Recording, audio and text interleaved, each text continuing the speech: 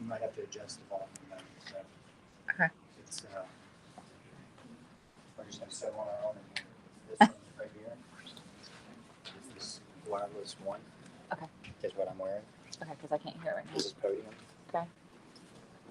I don't know what the rest of it is. Okay.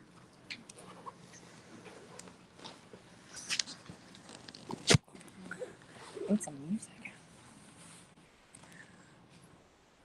All right, cool. Loud and clear. That is nice and loud. Good afternoon, everybody. Welcome to here. Just give everybody just a second to roll in. It's just now 1 o'clock. Short time today, and we've got a lot we want to cover. So we will be expedient and jump in. My name is Brad Williams, and I'm here speaking this afternoon with the team at BirdFlow. And I did see outside, this is the strategy and growth, so we do want to talk about strategy and something really specific. The 3 hires it's going to take, it's not to hit a note, it's really to break through. It's the foundation to break through. Yesterday, when we were riding down here, I love listening to podcasts, and I was listening to Business Wars. Anybody ever listen to Business Wars? It's a really fun thing. They kind of dramatize and story 2 businesses that kind of grew alongside each other, or maybe weren't actually competitors, but that kind of competitive landscape. Anybody know who this guy is? We were listening to this story yesterday, and his name is Kevin Systrom, and you probably better know him from what he founded Instagram. And so it's going through this story, and it tells about how this guy, like 2007, he sits down with Mark Zuckerberg. And Mark's like, please come into the ground level. Don't walk over there. Please come into the ground level of Facebook. And Kevin's like, man, that Facebook thing ain't gonna take off. And a few years later, he works at different tech companies in Silicon Valley. And a few years later, he actually finds himself at a company, and I can't remember the name of it, but it was run by Dorsey, who's the guy that started Twitter. He was right there at the birth of Twitter. And he walked away from that company too. And it seemed like this guy like kept walking away from things. He starts this app called Urban, and it was like all about like checking in at like coffee shops, and then like sharing a picture and like showing your friends what coffee shop you're at. And of course that didn't take off, but that app morphed into Instagram. And Instagram, I guess about 2 years after they really got going, was acquired by Facebook for $1 billion. Really famous story before they ever did a nickel in revenue. And I know I love hearing these stories, and I don't know about you guys, but I've always like imagined, like, oh, what would it be like to invent something really unique and like have that like total story? But I think if we're like honest with ourselves, like we don't really think of that as realistic, right? Like this idea of like coming up with this next great idea and then, you know, being the next great thing, the next Instagram, if you will.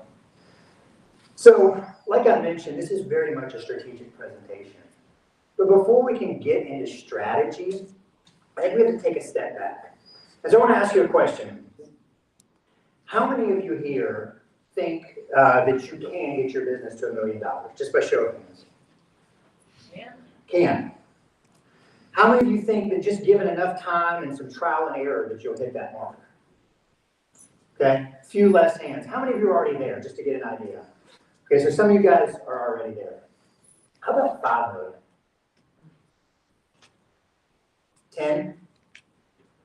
I love that. I love it. But you can see that there's a lot less hands in the room, right? Like almost everybody believes that they can get to $1 million business. But you start talking like that next level, that 5 or that 10 million, it's like, I don't know if that's possible. Why do you think that is? Why do you think it is that whether it's like the crazy story about coming up with something or in your own business, that we can't see ourselves getting to that place? And it all starts with why we're talking about this to begin with today. That's limiting beliefs. And we all carry around limiting beliefs. And these are the ceilings that are on our business. The things that we believe to be true, that guide our decisions, that ultimately determine what kind of results we get. Things like wash businesses tap out around $1 million. I've talked to a lot of like industry insiders, and they're like, yeah, you know, it's pretty easy. You can build it up, get 3 or 4 trucks running, you get to that like 800, maybe 1.1 million, but that's really about all you can do in a wash business. Or, you know, you can't find good people. Everybody's heard that right now, right? Like, there's just no good people out there. You can't find good people. Employees are hard. That was like my dad's favorite growing up. My dad was serial entrepreneur, loved investing, loved doing different businesses, but man, he hated employees. He's like, man, employees are just too hard. I don't want to deal with that. And this is my favorite one in any service business. And I think this one holds a lot of people back. And maybe some of you guys in the room, I know it's held me back, and it watched it hold my father back. A lot of colleagues I've seen, businesses we've talked to. Nobody can do it as good as me. This belief that we can't transfer skill. So it's these limiting beliefs that hold us back. And so before I can give you a strategy, the 3 people that you need, what you're going to have to do is start to change what you believe to be possible. Because as long as you hold something like that to be true, maybe it's a different limiting belief, you're going to run into the ceiling because it's going to guide your decisions. I do want to make a quick invitation, just a quick plug for the afternoon. After this talk, we're actually going to be here all afternoon. We've got the team from Bergflow here. They're having some awesome things coming up. So in this talk, we're going to talk about what you need to do, the foundation, for the formula to change the way you look at and grow your business. And the next talk, Wesley's going to get up. He's going to talk about like how you do that. Because you're going to get to the end of this, you're going to be like, okay, that's great. I know what I need. So where do I get started? He's going to walk through that. And then Dirk is going to show you the right structure and economics to make that next scale, like from what you believe to be possible to that next level. There was only a few people here, and I love that they're still willing to raise their hands to get to that next threshold. So I've only ever really been around business. I've actually never really had like a normal job. So I don't really know what that's like. But I do know what it's like to be a solopreneur, to start your own thing, to deal with the day-to-day. And what we seem to find, I'm guessing, do you guys feel like you wear a lot of hats in your business? You know, the bill-paying hat, the scheduling hat, the service hat, the marketing hat, the sales hat, the accounting hat. And what ends up happening is, let me ask you a question first. How many of you guys believe you can do pretty much anything in your business? And you probably can.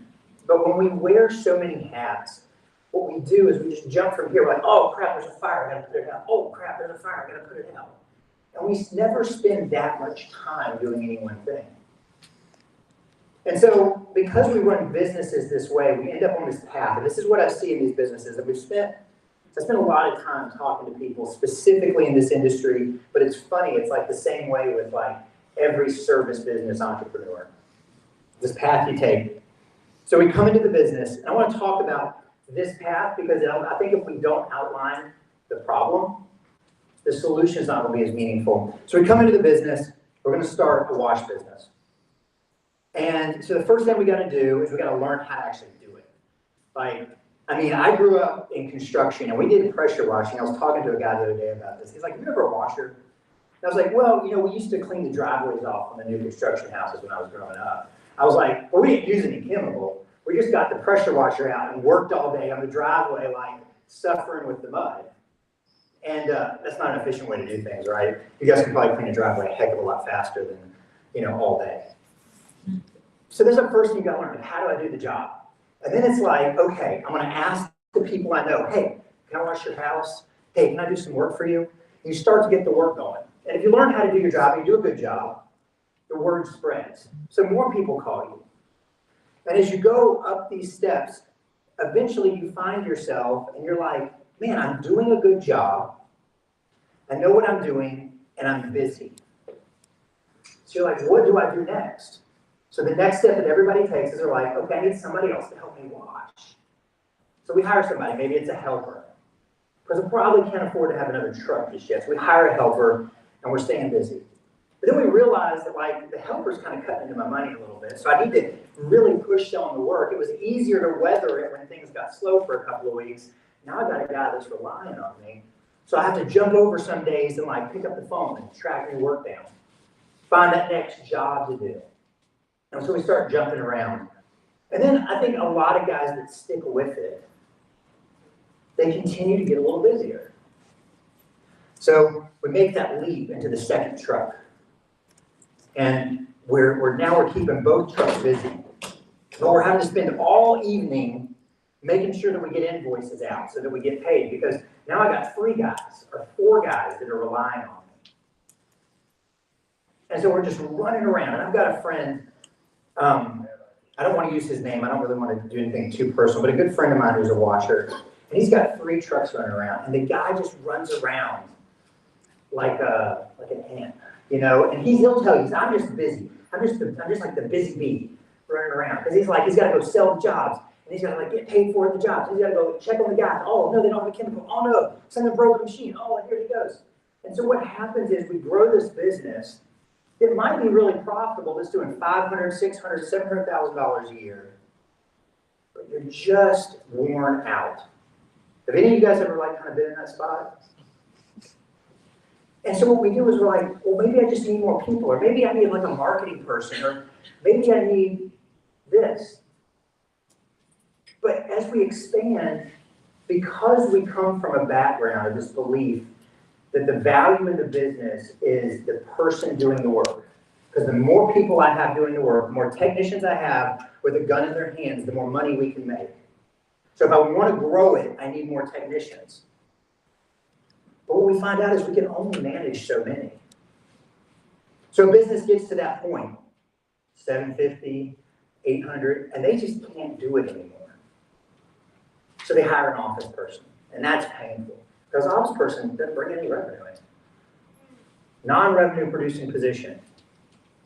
And so now you're kind of back and forth between like, man, those guys aren't doing a good job. I got to go manage them on the truck. And then I got to go over here because I got to steal more jobs. But I've got like 8 guys to feed. And businesses end up in this thing, and I've heard, have you guys heard of like the purgatory around the million? Does that term ever get thrown around? That's what I hear like. So that's what's inevitable in that path, is straight to purgatory. And then the wash contractors that I talk to, the ones that I see and hear that are successful in this industry, most of them end up saying, you know, maybe I sell my business at this point. Maybe I scale it back down just a little bit. And that's the natural path. But if we change the way we think, something amazing can happen. And that's what I want to talk to you about today. What if we restructure how we build a business, how we think about the business, so that we can give ourselves a foundation so that that doesn't become the sticking point. So we just blast right through that. So we give ourselves a base to work off of that's easy to scale, way beyond any purgatory. That's a limiting belief though, right? Yeah. That there's some spot that we can't get through. So what we have worked with, Bergflow has worked with hundreds of businesses and developed a model that just works. It's everything you need in a service business, but nothing more in the structure. And so it comes down to 3 divisions and you. And so what we want to do in this presentation is something like kind of special, something that I think will be really neat. We've got the whole team at Bergflow here. And rather than just me like go through and like give you anecdotes about what these different positions are, let's hear from people who are doing this at a high level. So before we do that, let me quickly explain what this is. This is when you divide your business into 3 divisions. Services, that's the guys doing the work. Everybody that's customer facing. You need a leader who's doing that, who's in charge of that. The second piece, and this is the one I think is maybe most understood, so it's going to be really great to hear from Amy, who's the operations leader at Bergflow, is operation. This is not admin. This is not your CSR or the person just doing bookkeeping. This is the glue that integrates all the things that you want to accomplish and all the things that have to take place between services and growth. They build the systems. They maintain the systems. They watch the numbers. They keep track of the money. They are like the glue that's in the center of your business. And expanding what that role is, it's like, I don't want to use like the wrong analogy for this, but it's the Steve Wozniak to the Steve Jobs. It's the person that can actually make the thing happen. You have this amazing idea. So if you had a great operation, you had all those ideas that like never quite come to fruition that you want to do, but you're too busy like keeping the guys getting what they need on the truck. The operations person can make that possible. And then you have growth. And I want you to notice in the growth division, it doesn't say sales and it doesn't say marketing. It's growth. It's the person who looks after all the net new revenue in your business. Whether that means adjusting and running more marketing, or whether it means improving the sales or the sales materials, or following up. And even more important than that, they are the ones who can gather the insights to work back with services on how to develop and change your product to deal with the massive amount of change that we're experiencing right now. And I think that's probably the most underused stuff. So what I want to do is I want to bring up the team from BurgFlow and introduce everybody. And we're going to kind of go through and dive a little bit deeper into what each of these three hires looks like and what it looks like to have a leader in each of these three positions. Do we need this stool too? Yeah. Okay. Is there a handheld over there? Yeah, there's a handheld.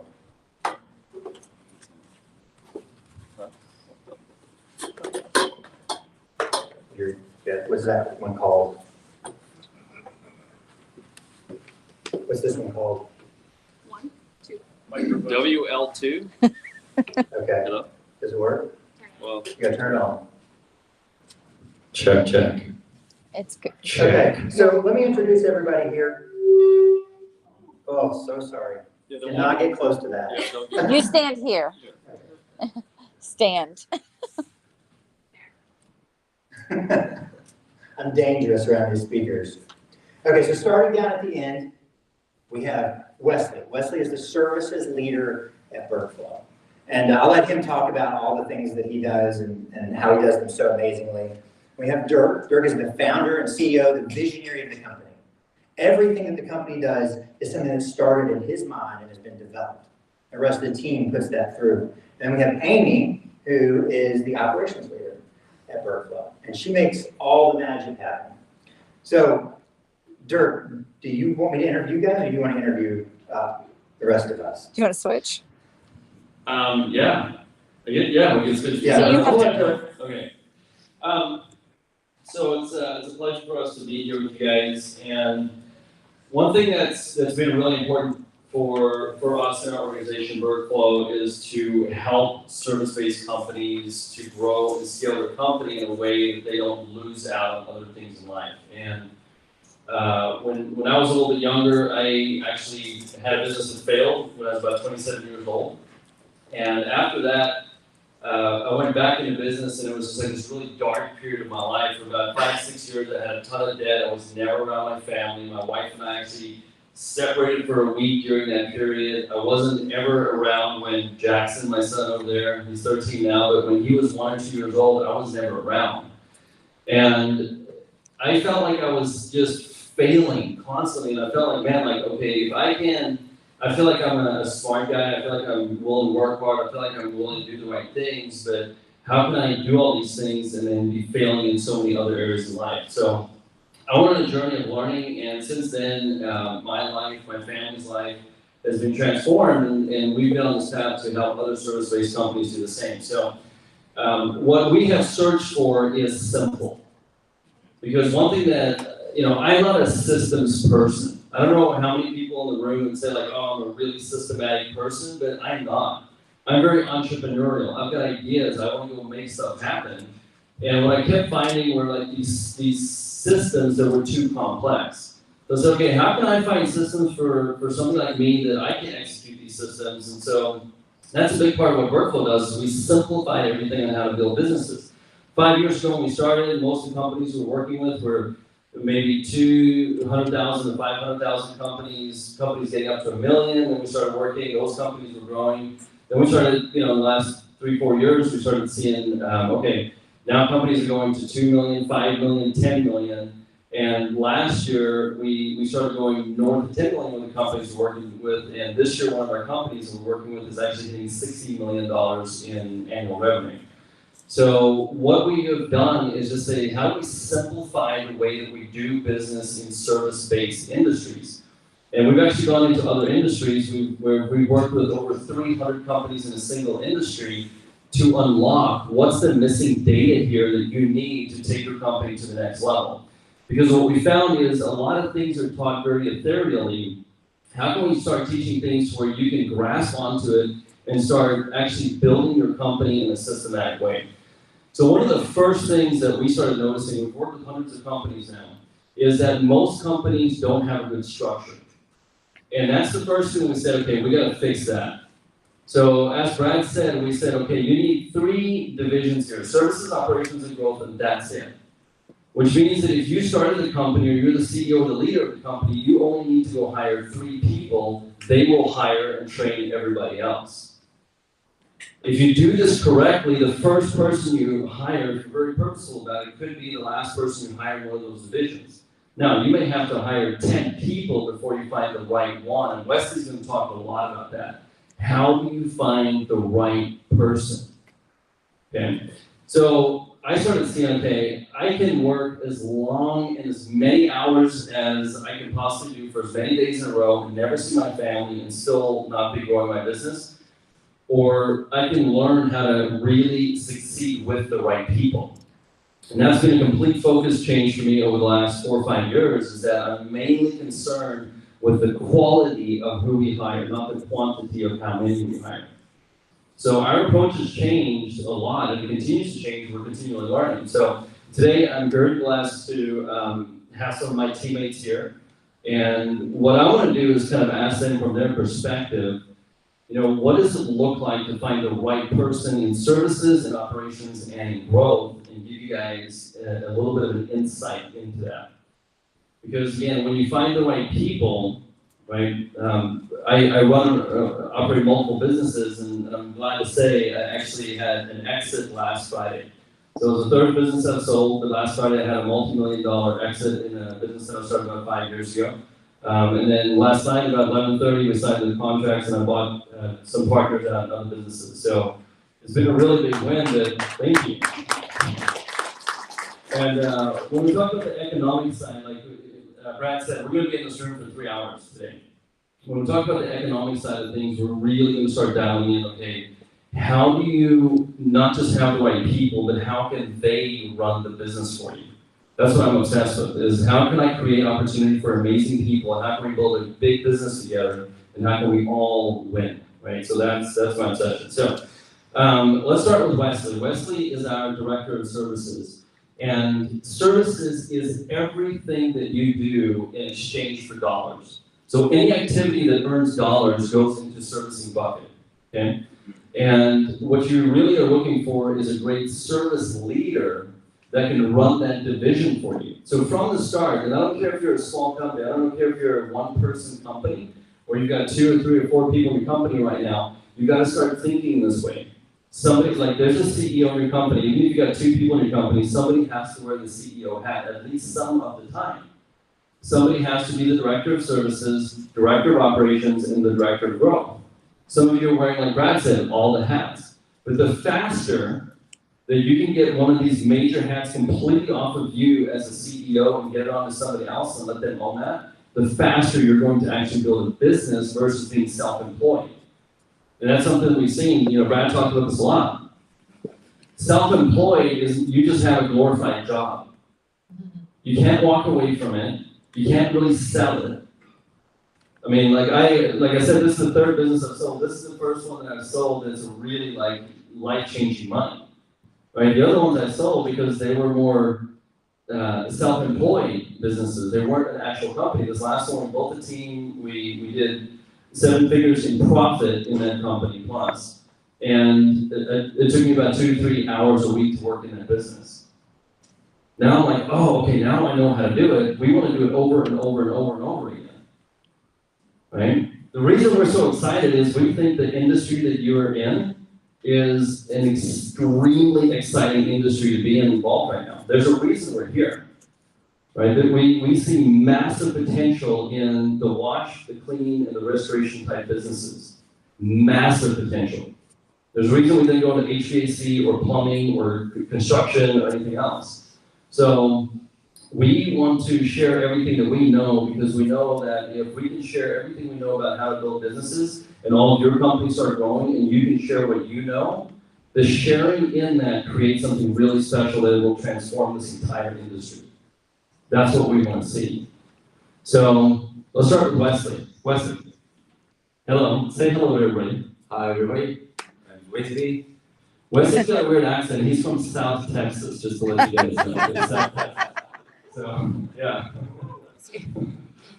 All right, so Wesley, talk to us about when you see servicing and, we're still very new in this industry. We're already working with 4 companies that are like over $2 million a year in revenue.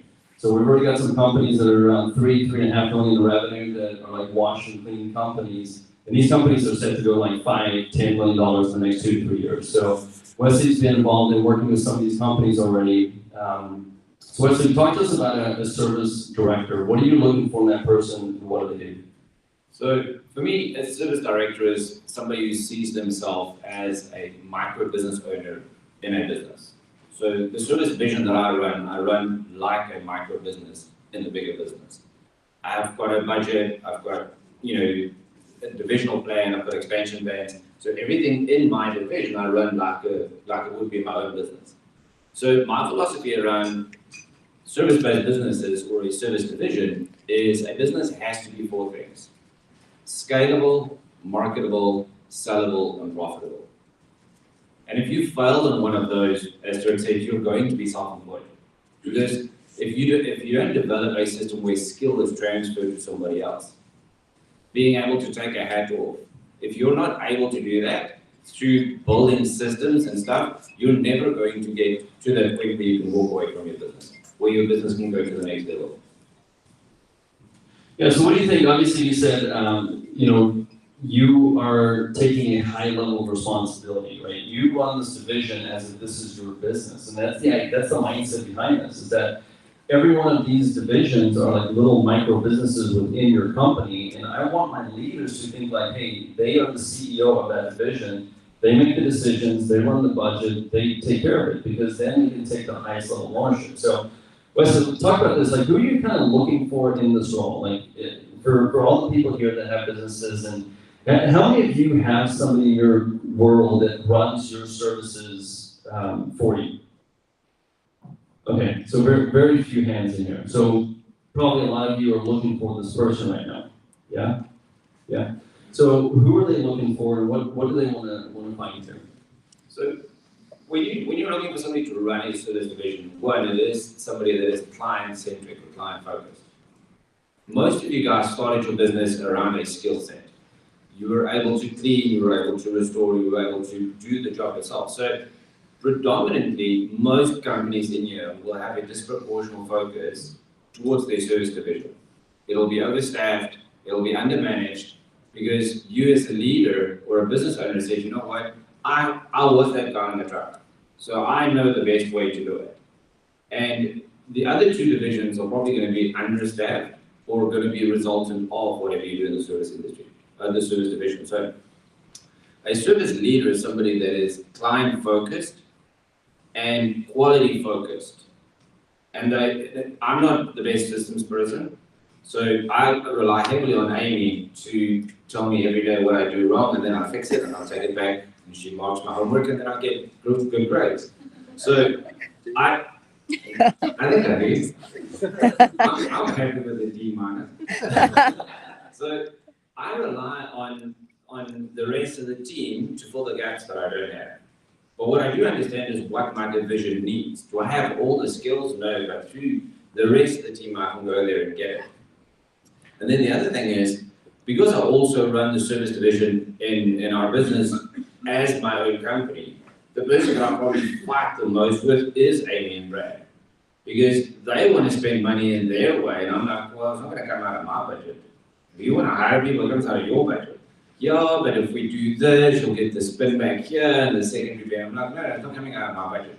I have to protect my division and my cost of services and cost of goods sold as it with my own money. As if I run the division as it is my own business. Well, I think one of the important things to point out is a lot of people are going to look for a great technician to make that leader. And you gotta be very careful there. I'm not saying you can't be a great technician, but the leader is not the leader because they're a great technician. We've had clients in other industries that have service-based companies, and this company's been in business for 15, 20 years, they're a $5 million company, and their belief is that it has to be somebody that knows the business exceptionally well that becomes that leader. And we've gone to a completely different industry and found a really high-level service leader that we brought over, and they did phenomenal in really scaling that company. Why? Because the thing about it is that, and here I'm probably going to piss some people off right now. Most people in industry believe that the technical work is the most important thing. Right? If you go down to the vendor hall, 90% of everything down there is going to be tool related. Okay? Your belief is that if I can do technically a better job than my competitor, I'm going to win. I have talked to many solo entrepreneur, technician-based business owners. They're not going on vacation with their family. They're not investing outside of their business. They're working all the time because they believe the technical side is the most important. If you're scaling a business, it's not. Now, I'm not saying that you can do crappy work or not be consistent or be quality driven, but you have to start focusing on the things that are business related to scale your business, not to be the most technically right person in the field. Okay? And I know that pisses people off sometimes because they're like, man, like that's their whole life is just thinking like technical and tools. So for the leader here, it doesn't have to be, it's good for them to understand what's happening. But what we typically see is when you start scaling, a good service leader can hire a great tech and then start teaching that tech how to be a leader. Now that leader tech can start training the other people on the technical side. They can start, but the leader here, the services leader understands quality. They understand client interaction. How many of you have ever had a technician that spoke to a client and really just like pissed the client off, or you lost a contract or something like that? Okay, you're going to need people that can